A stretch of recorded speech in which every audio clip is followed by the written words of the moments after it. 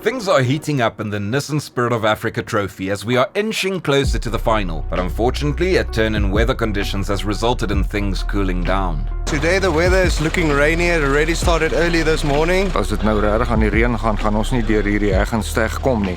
Hierdie slote en die moeilike terrein nie. With conditions dangerously wet on the track, organisers were left to make a difficult decision. Due to the rain, we've had to cancel all the events because the cars are slipping everywhere because of the clay soils that we have here. Unfortunate. So ons sal hierdie hele ding met mekaar kanselleer as ons moet besluit. Julle almal vry inskryf as jy volgende jaar of vind hulle geld terug of wat julle ook al wat doen, maar ek dink hierdie is die einde van die paard. Die weersvoorspelling was 'n bullseye, and this will be best. A somber note to end on.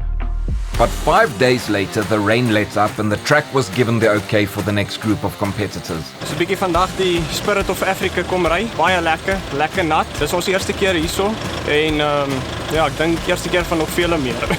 Ek was laas jaar hier gewees en baie geniet. Dis iets wat mense nie elke dag doen nie. Jy ry die bakkie en die terrein en om Sarel van der Merwe is groot legend om dit saam met hom te doen is 'n voorreg. Conditions on the track remain wet and drivers have to focus to make it through the various stages. Vandag is nogals kwai nat en die bakkies gly. Ons het 'n bietjie uitdagende omstandighede gekry, maar Sarel het dan vir ons regverdig ook gemaak om die tye 'n bietjie aan te pas vir die modder. So ons kan nie kla nie. Ons geniet dit baie. Safety is always a top priority in motorsport, and the marshals were forced to make adjustments to the course to keep it fair and, most importantly, to keep drivers safe. Today was one of the most trying experiences of my 15 years with the Spirit. It's the first time that we've actually held the Spirit in the abnormal conditions that Bloemfontein has dealt up with us. So ons het baie reën gehad in die afgelope paar dae. Die bane was baie nat, daar was klomp modder, kolle, die bakkies het lekker gegly. To keep it competitive and to be balanced out with the dry drivers, we had to adjust the times accordingly. Bietjie langer gemaak, van die pale bietjie geskuif, net sodat die vloei van die karre beter sal wees. The technicals had to be ruled out. The inclines on the exit and entries are too steep.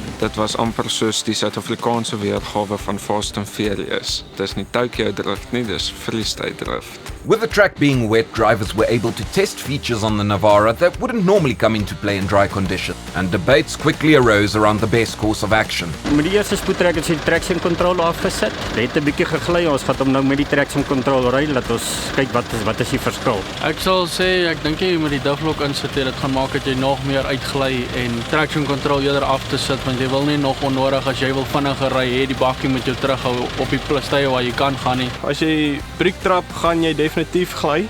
Ek sal sê gee eerder vet, nie te veel nie. Sodra jy jou gat uit is en jy trap briek, dan gat hy net nog meer uit waar as jy vet gee dan trek hom klaar bietjie meer reguit. En vat die draai so kort as moontlik. Ja.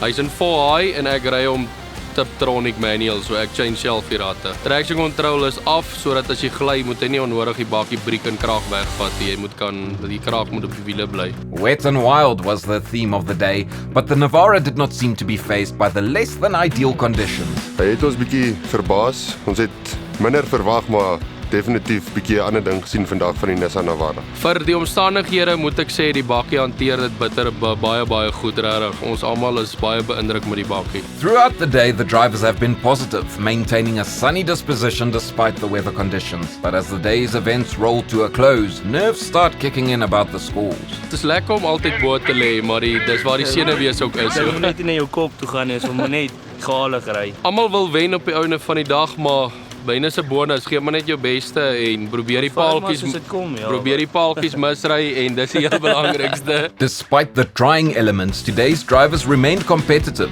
with Benny and Erika Kotze placing in third.